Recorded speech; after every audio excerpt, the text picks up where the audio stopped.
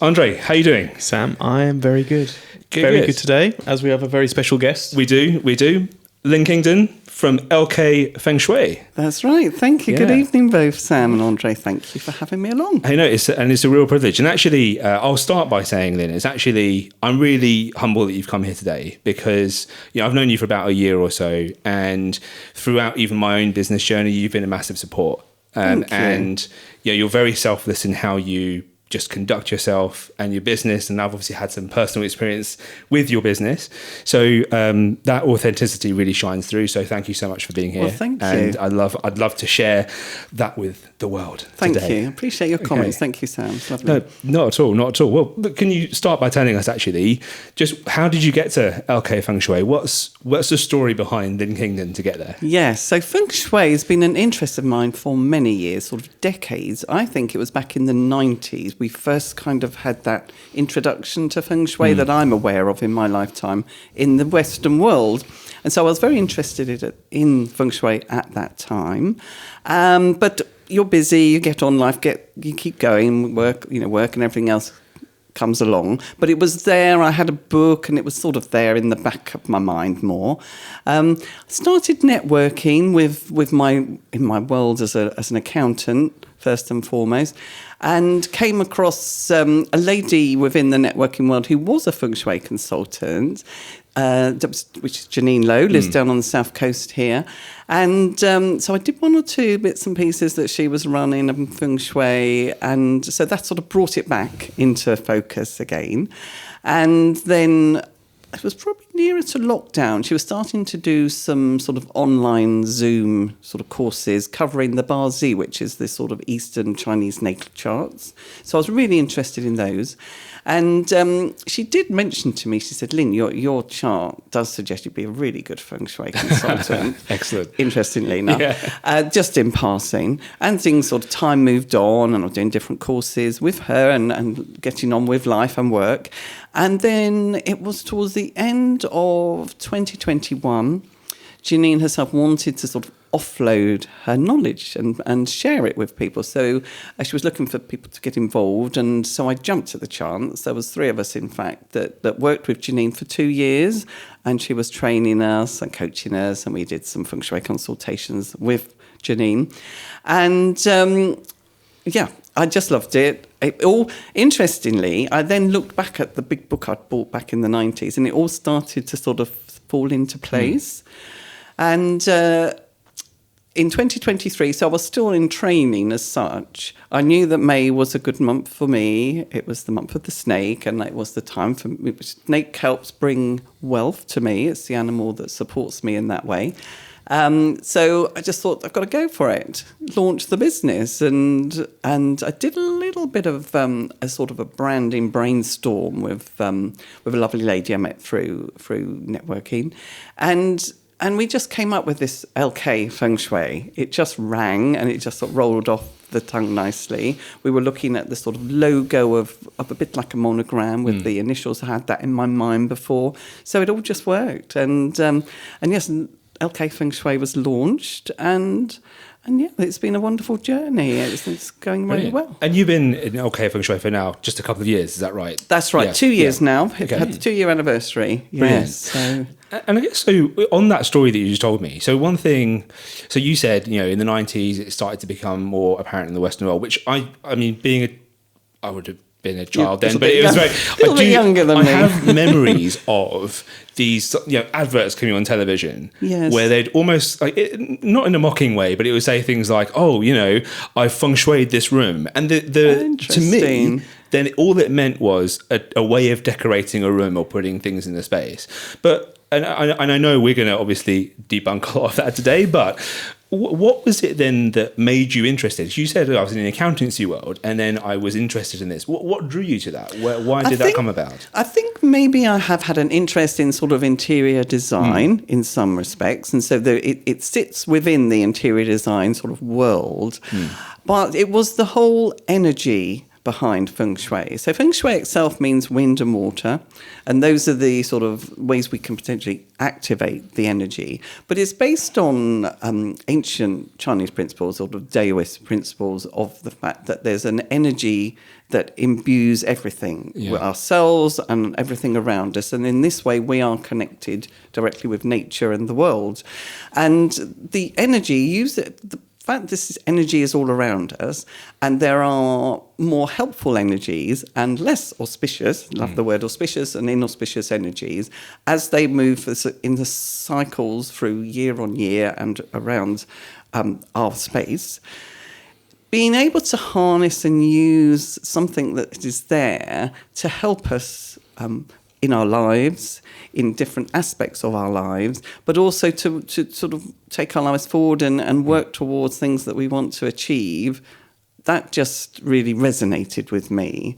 And to be able to help other people become aware and actually start to use this energy for themselves, that's what drives me and sort of got me really wanting to take it this sort of step further and into a business of my own. Excellent. It's interesting that you say, moving energy. I think most people, and you probably agree, we walk into a room and you sort of feel, even at your own place, in your own house, you probably feel that here as well. I definitely feel it at my house. You just feel that something is not quite right. Yes. And then what would be your approach in terms of analysing the property or the space itself? Yes. So we are intuitive beings. To a great extent, we're tending to switch that off. But there is an awakening to it now, and I think we are starting to tap into our natural intuition. But you're right.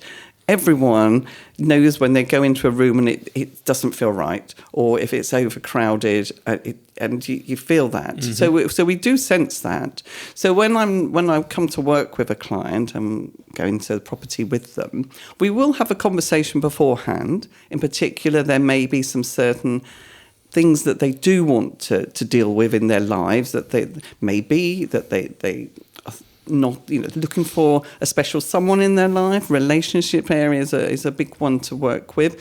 Maybe they're having trouble sleeping, or it may just be that they're a little stuck and don't quite know how to move forward.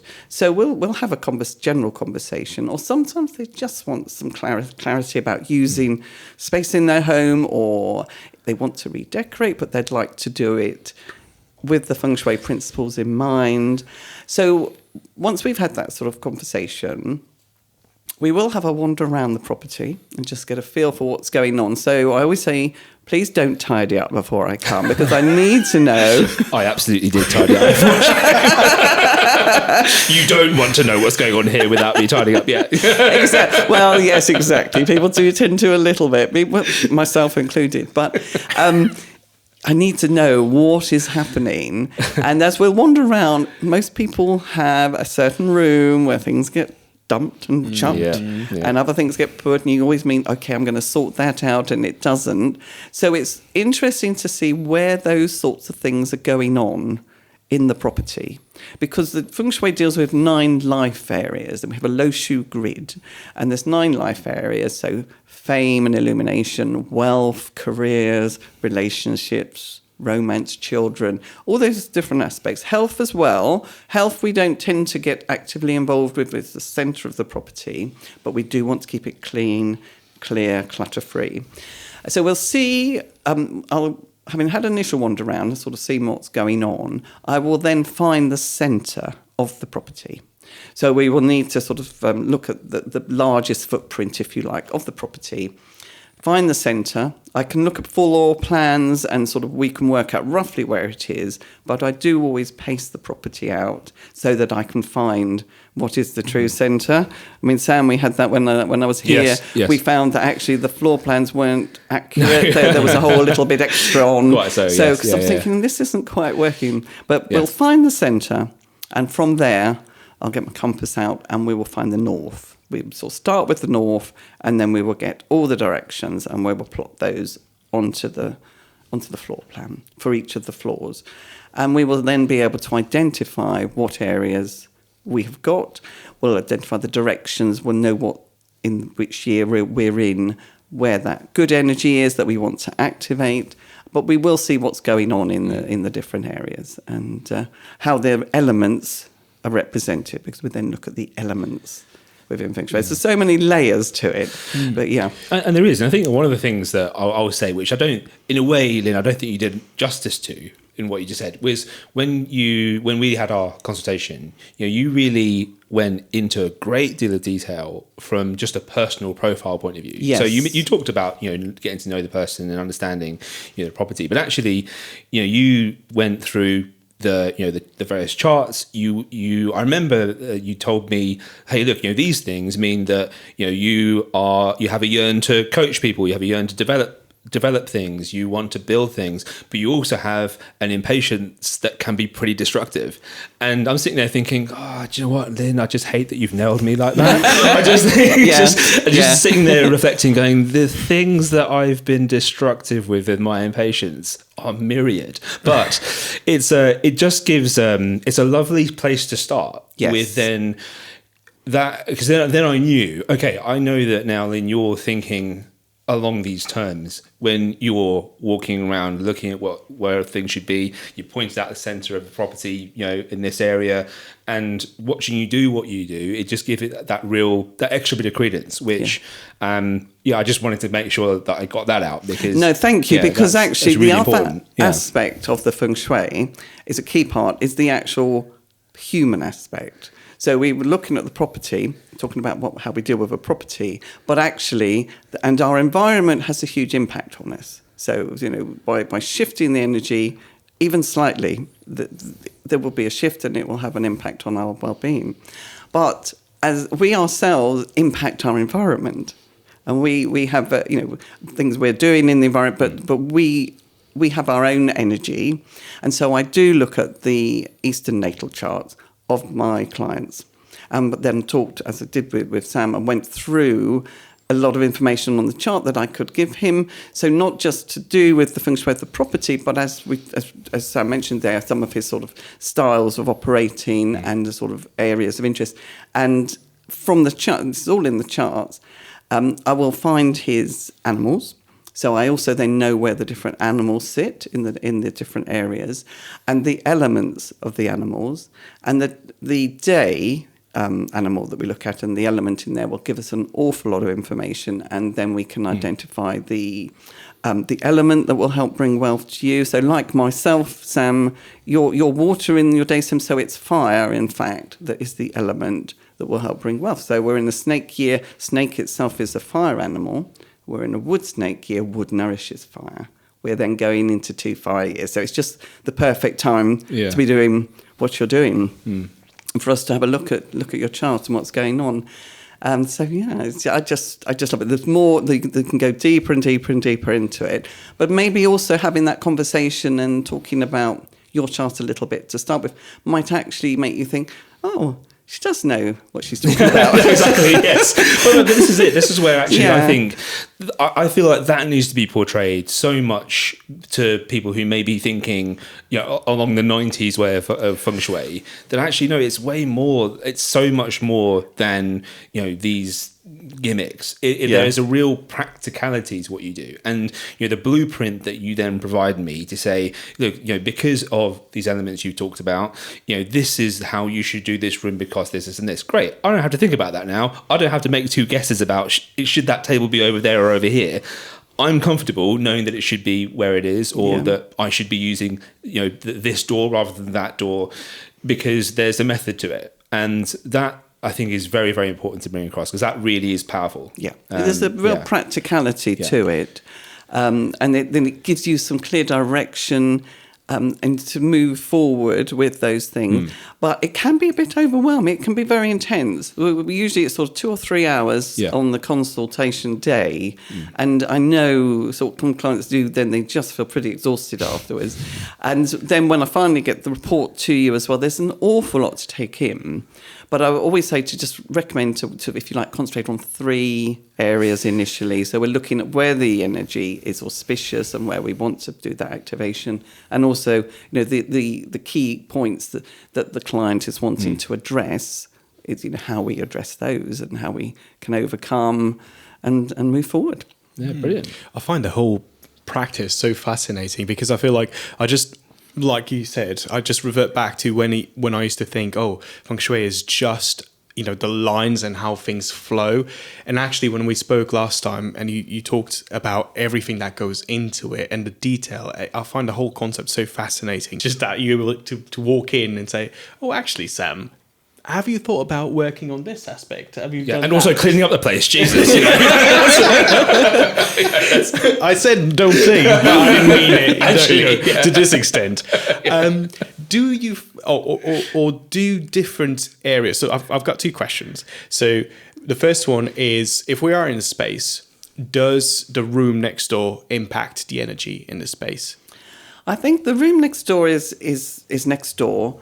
So the flow of energy isn't impacted by next door, but we will be looking at sort of the direction. So this, where we're sat here, this is sort of the northeast, and the room next door is the northeast. So there's a lot of energy that's very similar in these areas. So no, I don't think it does as such. But one thing you can do, and the use of mirrors, Sam has a lot of really lovely mirrors around the property, really helpful for bringing the energy in and flowing and allowing it to move around from room to room and up the stairs and along into the different parts of the property. Mm-hmm. So in that way, it can. Probably not directly, because there's the wall that's sort of, if you like, creating a natural barrier there. So, yeah. So, and how do you work so you said, you walk through the property, you look at the floor plan, you pace it out. Properties like here, where you've got 1, 2, 3 floors, do you repeat the process for every floor, or how so does we it would work? normally just sort of find the centre and then use that centre on all the floors. But interestingly, the second floor here is in the roof, and the floor plan we had was kind of stretched. Yeah, that's so it it was out yeah. of sync. Yeah. And also, I just felt, this is a whole space up here. Let's use this as its own area to feng shui individually. So I actually found the centre of that space. Because it was stretched out, I had to pace it, so that then at home I could work out, well, this is the sort of scale, this is the area we're looking at, and apply the directions there and work with those. But there's all sorts of aspects of feng shui. Interestingly, so while we're here with Sam's, the shape of the house, there is a little bit missing outside there, and there'll be a lot of properties, they're not exactly square or rectangle, there will be a little bit missing. So in Sam's house here, it's the east is pretty much missing, and east is actually a good direction for Sam, so we need to bring that in. Use of mirrors will extend the property sort of into that area, but actually making use of that area, we talked about that, a water feature out there, can be useful. Very nice. So would you say, obviously, if someone is looking into buying a property, this should definitely be something someone takes in consideration before even purchasing the property, just because if there's a missing space or something? Indeed. I clearly didn't. I would like this house to be square, please. I'll find it one day. I'll find the missing piece. It is something, certainly, if you're in the Far East, feng shui of a property is very important. And I understand that, in fact, you almost have a feng shui certificate with a property when you're buying. It's like incredible. We've got EPCs over here on the energy performance. That's very interesting. Because it's such a key part of the culture. Yeah. And, they totally sort of buy into it and believe it. And a sort of, it's the culture, they live it, they feel it. But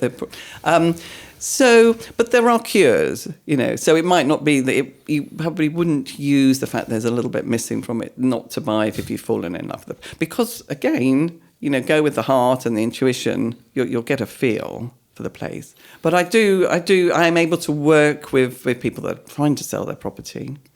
I do energy clearing, and I can do it in a certain way to help sort of shift the energy to allow it to sort of go. And also then when people move into properties, we could do an initial energy clearing if, they just want to sort of clear any energy left over from the previous householders. And then we can do a feng shui once they're in and settled, and then do a feng shui. So that's an element of yours that I've not really seen firsthand. So the energy clearing, and we've spoken about it before, but can just for again our benefit and really anyone who's listening, talk a little bit about that. because just help us to understand why, what it is, and actually the method behind it. Yeah, so the energy clearing will help clear away sort of negative energy, and this might just be a little bit of leftover energy from an argument, say, or someone receiving bad news that's upset them and distressed them. The energy is impacted by things and events that happen. And interestingly, when I did the energy clearing of my own house the first time, and I go round the property 3 times. We use salt. We throw salt out the doors and leave those open so that the energy can go. And we're protecting, the salt acts as protection, so we don't want any bad energy coming in. And the first time I go round with a bell, just like a normal sort of bell, and I'm just ringing that and working around the property. And the clapper of the bell will just suddenly start going round and round. And I'm not doing anything different. And that just signifies there's a bit of negative energy there. And I was really surprised that it was really negative over my dog's bed. And I was thinking, oh, my goodness. Time to get a cat. Poor Jack. No, Sam. No.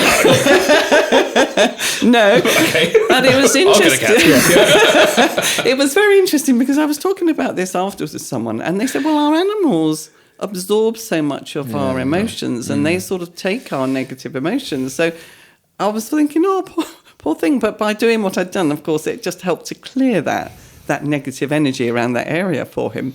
And so that would be the first time round. Then we do go round with sage. Obviously, that's sort of a well-known sort of clearing action, if you like, to wear down with burning sage or just smudging. It's just sort of smudging, it's just smoking.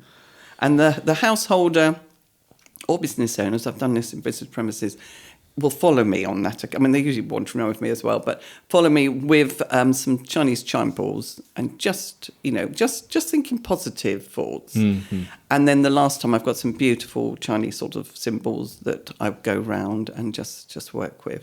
But it just lifts, the mute sound is very, very, it resonates and it changes the frequency. Yeah. So there is that. It just lifts and just brings a wonderful warmth in. And it's something, so I guess a couple of things around that. So one is, it's interesting to me that you did it in your own property. So, because in a way, I'm thinking, but can you do that in the objective sense of introspectively looking at your own self and your own energies, or would it be better or advisable to have a separate consultant come in? Well, I'm just asking that just out of pure curiosity. No, I think you can certainly do it to your own home. Yeah. You can certainly do clearing to your own home. But you're right, certainly having someone else come in to do is fine. But it's what the actions that you're doing, I don't think has impacted too differently. Yeah, no, I guess that's maybe the thing I'm asking really. Yeah, so it's not. This certainly doesn't sound is bespoke the right word, or it doesn't sound quite it's more consequential for whoever happens to be there. It's more about, look, here's the energy here, let's clear that, let's then reset and restart. And it's something I should be doing more regularly at home, with my own home. I've done it this one time, I really should keep doing it again. I don't particularly want to do it when my dog is there, because I don't want the sound to distress him or sort of upset him, or he'll just end up barking anyway. so doing his own energy clearing probably. So I haven't had too many opportunities to do it again, but it's well worth doing and repeating, because that was quite interesting. Now, obviously, you spoke about repeating it. How if you were to speak to someone, you go into your first consultation, is there a period or a frequency of times where you'd recommend someone, you'd say, actually, can we do it again in 6 months' time or a year? On the Feng Shui, I would look again, we'd have a refresh in a year's time. The main Feng Shui and the main life areas don't change, but because I do work with the moving energies, I can then offer just a sort of short report covering this is what's happening this year. So now the auspicious energy is here. The energy for wealth is here. Let's activate this area. We also protect with salt in one area. So for this year, it is the northeast. So we put a large container of rock salt, and I think for you it should be somewhere behind where you're sat there in that corner, Sam. To put a large container of rock salt. But then next year, when we move into the next Chinese year, we will throw that away because that's obviously been working for us and it's not pure anymore. Get rid of that and have a new container of rock salt in a new area next year. We'll find out, see where the least. There's one particular sort of energetic star, if you want to talk about it in that way, that is more disruptive. So we want to keep that area quiet and we want to protect ourselves from its disruptive influence. Yeah. And an annual type of refresh is a good plan, but it doesn't need to be a full consultation. But if people do want me to come and help, they've got the report, which a lot of it, that's there. But if their lives are moving on and they maybe have another thing that they want to focus on, that's something we can look at. And again, there's also I can work with people sort of ongoing through the year. I'm not sort of doing a feng shui every month, but we are looking at their chart and looking at some of the things that are going on and what they want to achieve. We can find good dates to work and do certain things, to launch a product, maybe move house, get married. So there's lots of things we can work on in other ways. And that gives a really nice insight into some of there's a coaching element to what you do as well. And I think that again is another thing we don't necessarily associate with feng shui consultants or businesses. But that's another very powerful element. So you say if somebody is, like you say, having the next stage in life, let's say marriage or a child due or they want a new pet, there's ways that you use your methodologies to basically optimize that for them. And I think that's a very, very good way of really presenting your business. You're right. Yeah. And also when people go through a different chapter or a different stage, or as you say, there's different sort of life events happen, you might lose someone close to you, and moving on from that can be obviously a very difficult time. But there's ways we can just help with that as well. And on that, and just hopefully we can talk about this. I know that, we've been speaking a bit about our consultation that we did, but you gave me a really fascinating story where this sounded like it was a life-changing thing for one of your clients who you told, I'll let you talk about this, but essentially this was to do with someone who's really struggling in their own environment and particularly around sleep. Yes, and I had a feeling that's who we were talking or referring to. And this is a fascinating story because this person I know, and I'll let you tell the details because you're the only one who can tell this right. But my reflection from that was, wow, this person tried everything, but actually when you came and did what you do with your feng shui, it just turned it around in a way that would never have happened before. But please, would you be able to tell us about that? So this person was obviously open to sort of feng shui and energy, had some, his biggest issue, the young gentleman, was sleep and sleep terrors. He was being sort of attacked in his sleep by sort of beings coming out from the sort of wardrobe area, and he was having to fight them off with his pillow. So his sleep was really bad. I believe he'd had a bit of respite before where someone had come along and maybe put some, I think, salt by the bed. Again, salt for protection. Had given him some respite for a while, but now it was coming back. So he thought, let's, nothing to lose. Let's see whether we'll have a consultation, see whether Lynn can help. So there were a number of little things. Underneath the bed, there was a box underneath near where his gentleman's head was. I said, what's in that box there? And it was all sorts of electrical cables and chargers and bits and bobs like we shoved somewhere because you've got so many of those things. Underneath those, I said, well, we can't have that there. That is absolutely a no-no. Having as little sort of electro, plugs and bits by your head at bed is preferable to have as little as possible. So that needed to move. I don't think there was too many places he could put it, so I think he might have just put them down by his sort of feet end of the bed, but just away from the head. Mirrors in bedrooms are not great. So this one was actually quite divided up as well. So we took the mirror out and just moved that to a different space and sort of had a nice collection of perfume jars and bottles, which are glass, which was the element of water, which was the right area for that. But the biggest culprit, I think, for the problem that we had was on the wall behind where these wardrobes were. This was a ground floor apartment in a sort of normal sort of semi-detached property that had been split into 2 apartments. So as you came in and into the living room, there was a wall that was actually the back of that area. And there were a number of artifacts displayed here, including, I think there was a mask, a drum, but there was this framed sort of tarantula. so those are, and when you see things like that, and anything really that you observe when you're going around somebody's property, I will then ask the individual, tell me about these. What are these? Are they important to you? Because you don't know. They could be very important. It might be something of sentimental value. As it happened, they didn't have sentimental value. They'd left from a friend's late father, and they'd all been just sort of left in the garage. And so he thought he'd have these things. But he just said, well, no, if they need to go, they can go. So he did. He got rid of those. In fact, moved the mirror out and onto that, which gave a sort of nice, light, sort of airy feel as you came into the room. And the night terrors went.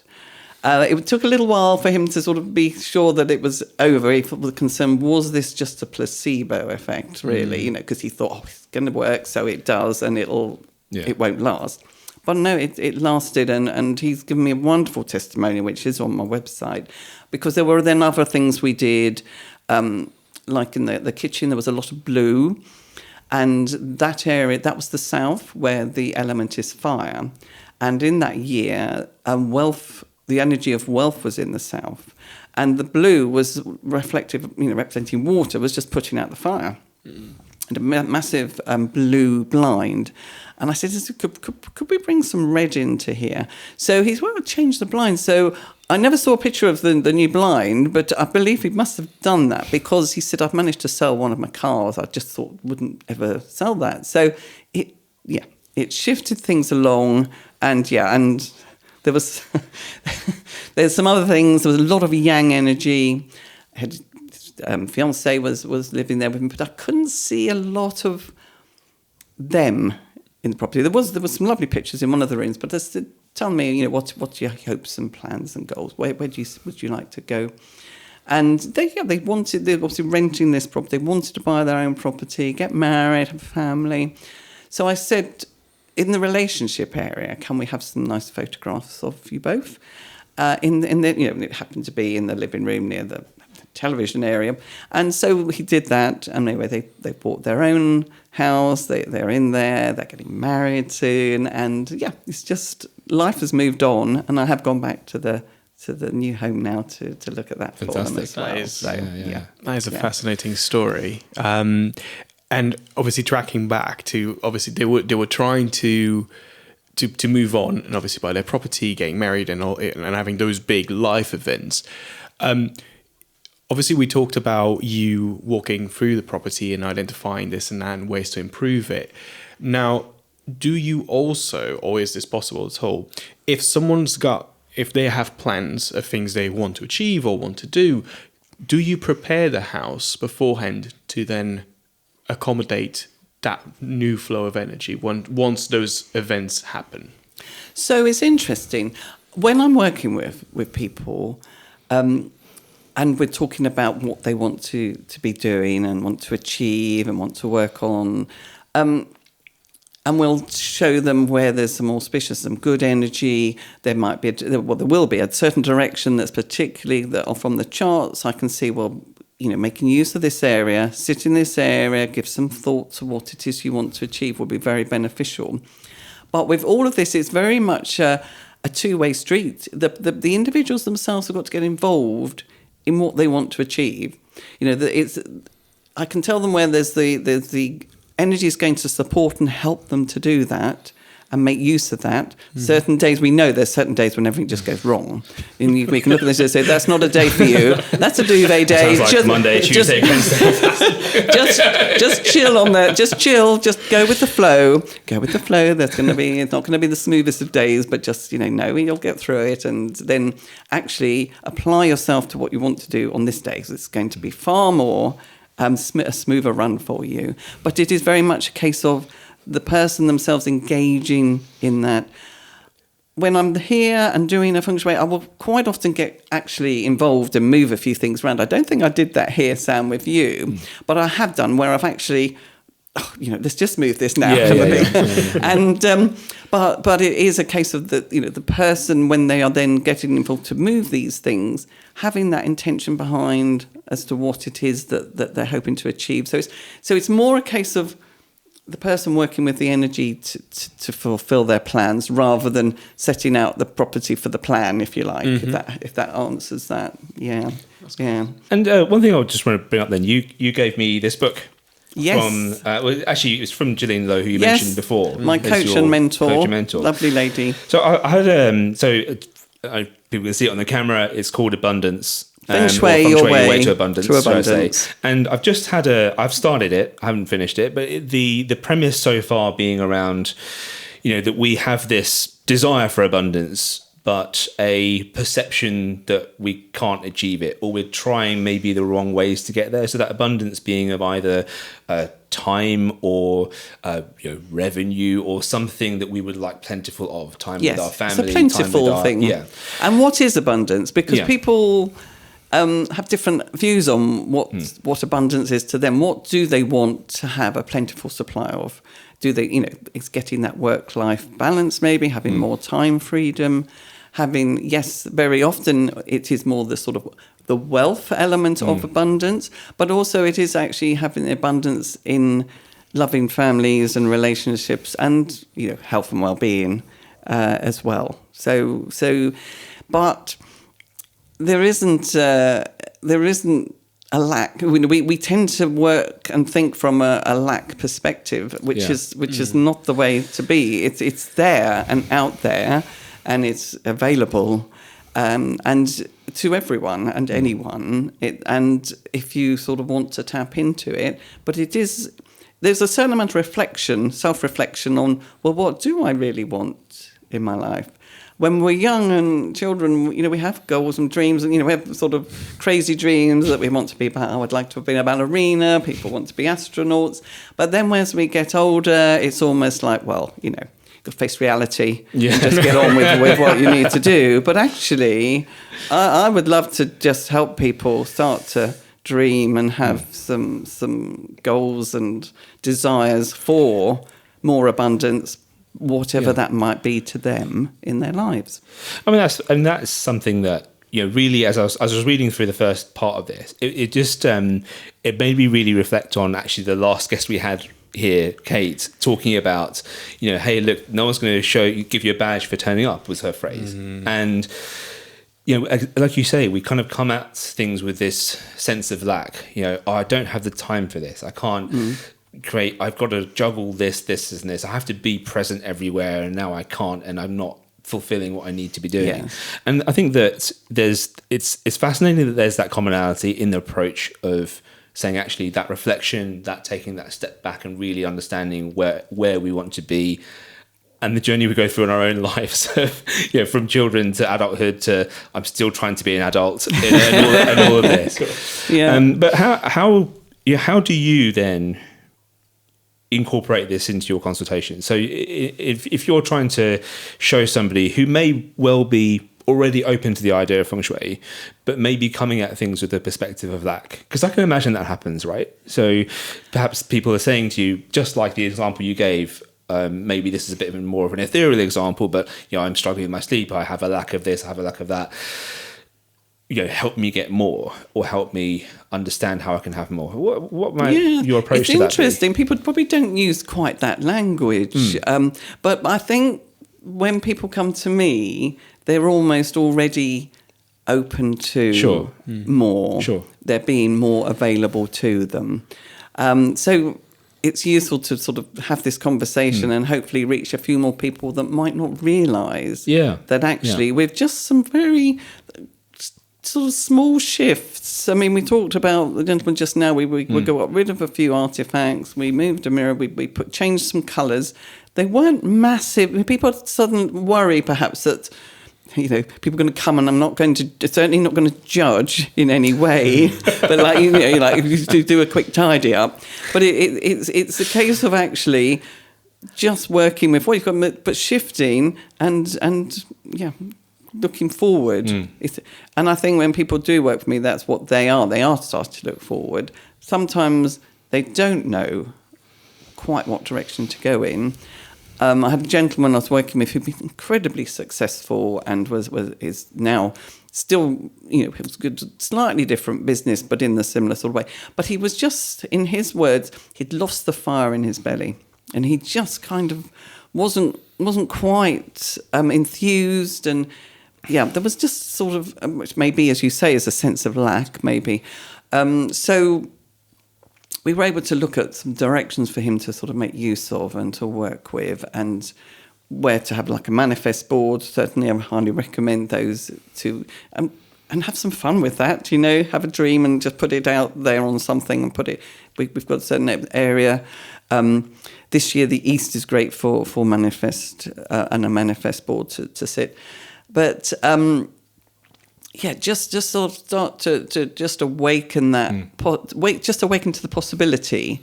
I'm not going to have the answers for the person, but actually I can give them some, if you like, some tools, techniques, places that I know are going to help them. Often like an area. So like East is great this year, but in your case, and I think a couple of others, the Southeast on your chart, just there, it's on your chart. The Southeast is good. It's your area. So that was an area here that wasn't serving you, and it was sort of like a bit of a forgotten area.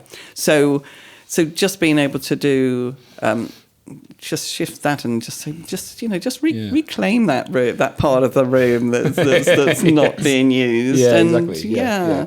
But it's a work in progress. My own home's a work in progress. I can assure you, it's not perfectly feng shuied, because also you do want to keep certain areas quiet, and you might think, I just need to do a whole load of work in that area, and just think, no, I think if we can leave it till next year, it's going to be just better for you. Rather than sort of just bringing about any sort of like bad energy. Let's just say there's sometimes you just have to kind of just live with something for a little bit longer. Right.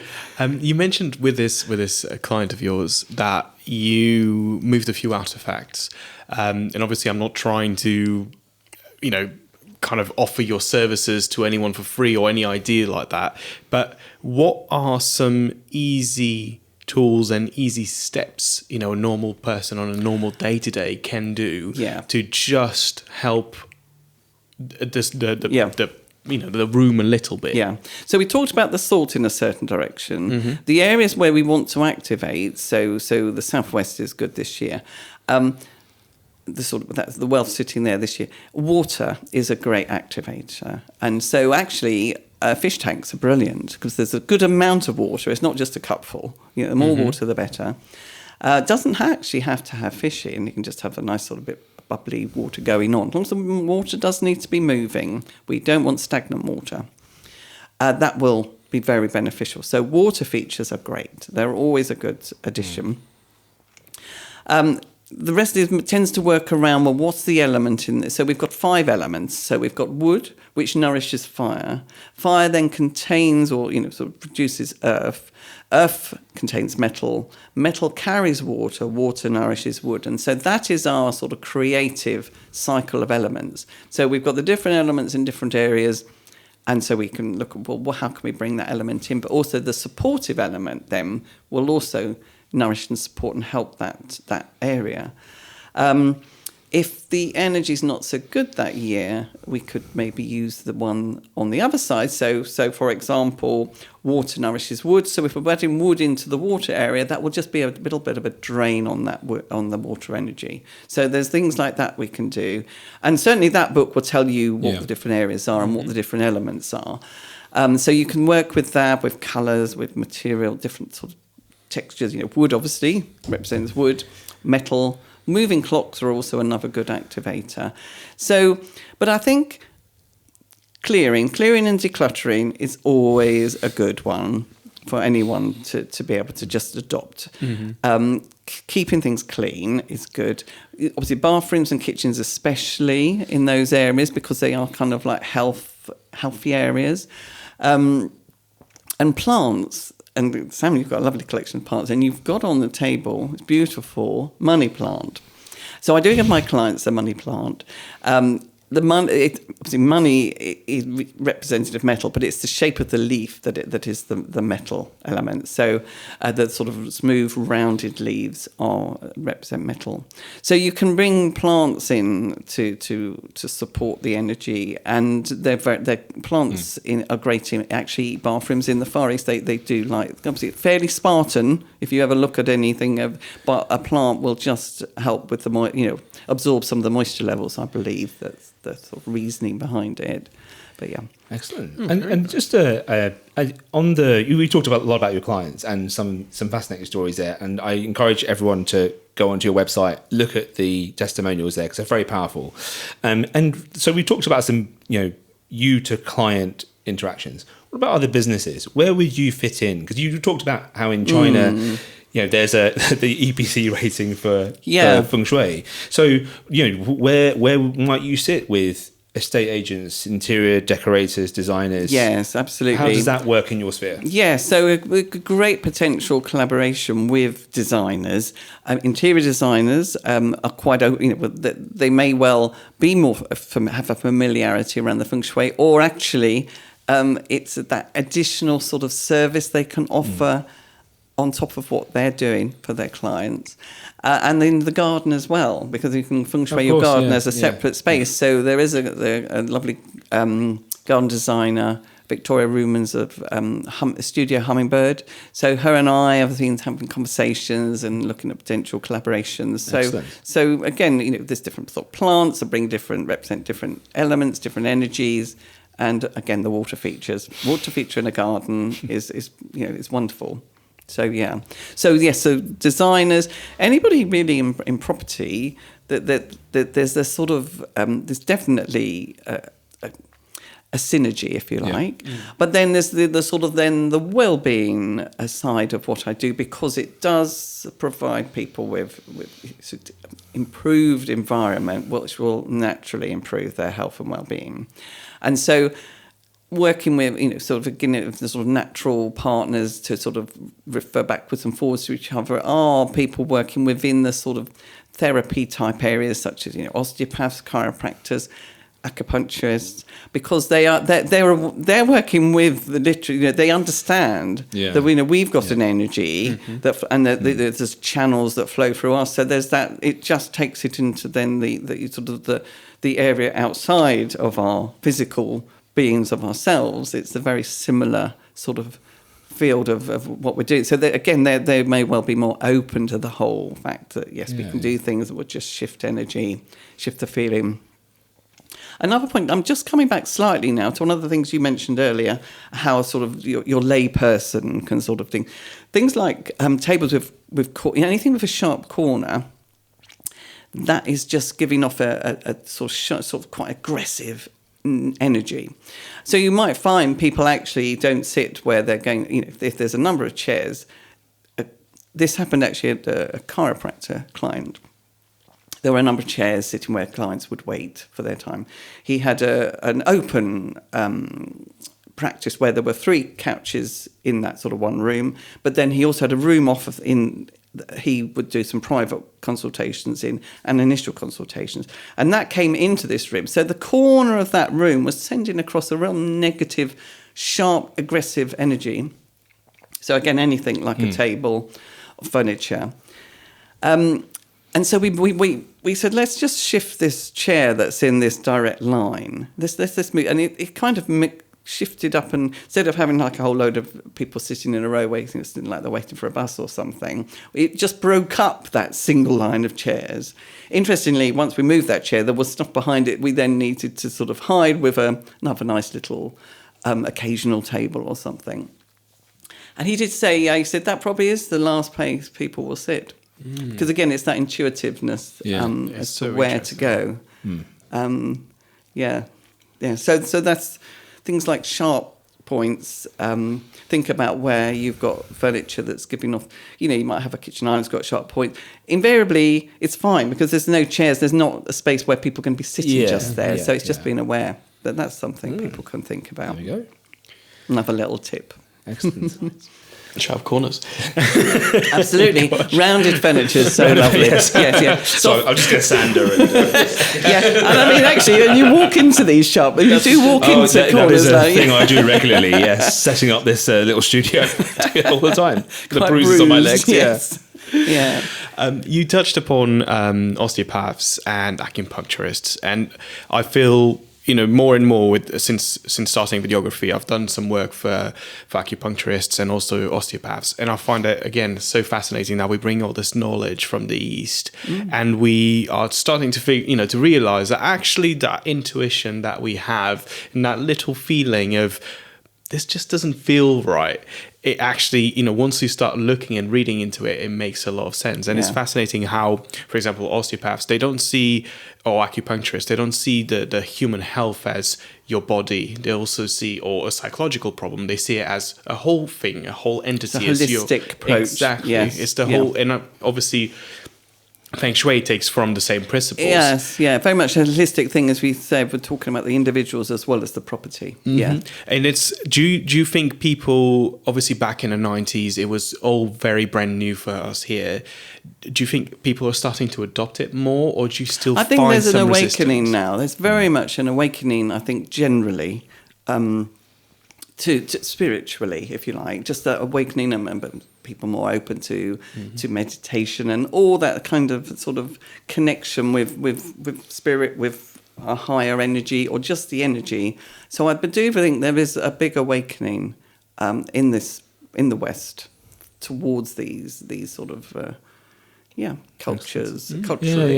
Yeah. Well, we do just come across it more now, and it feels more part of the norm, I guess. We're evolving. We're in what's effectively called period 9, which is a 20-year period, so it works from 2024 to 2043, and there will be an increase in spirituality during this period.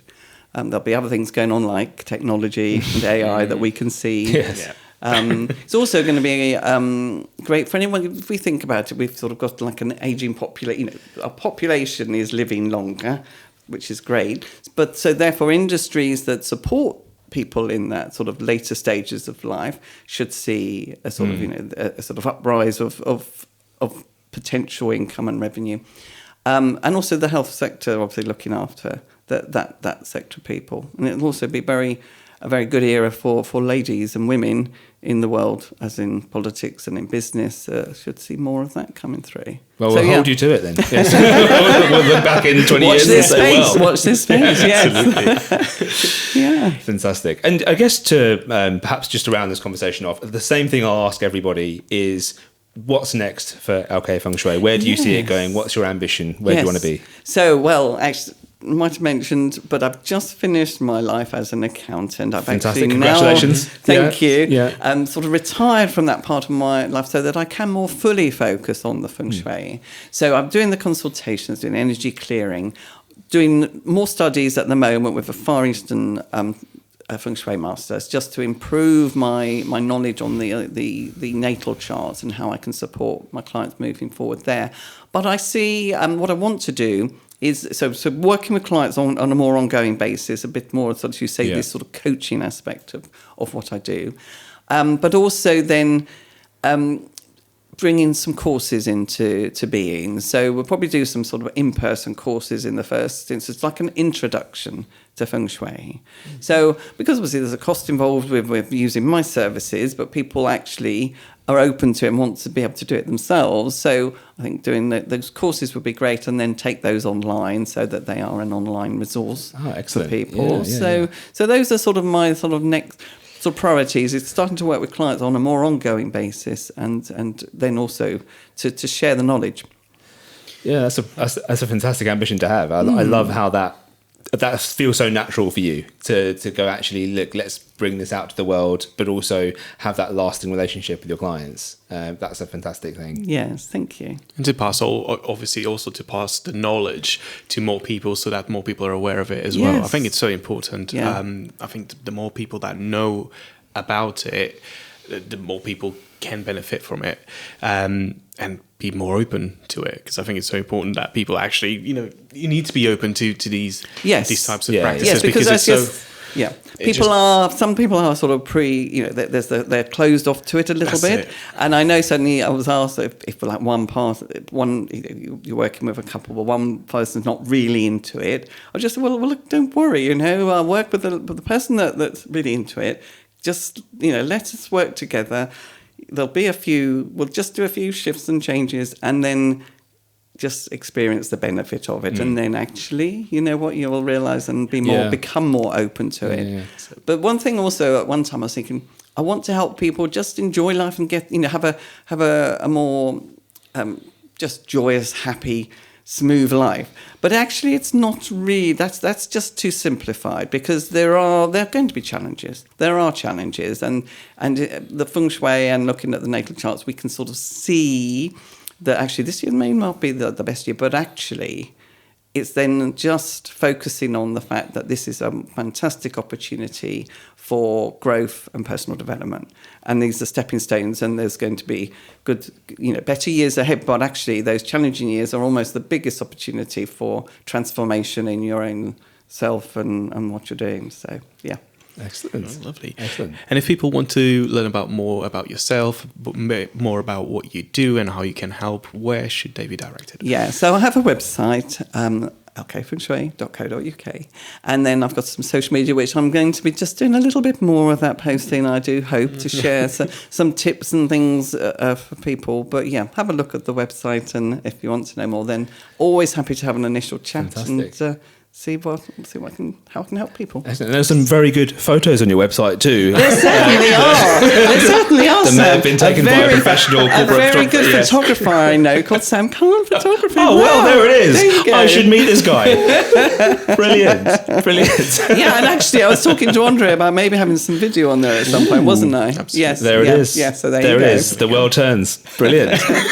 Well, thank you. Thank you so much for joining us today. I think it's been very, very. It's been lovely to hear the insights that you bring, and thank you for that. Thank you so much. Thank you for having me on.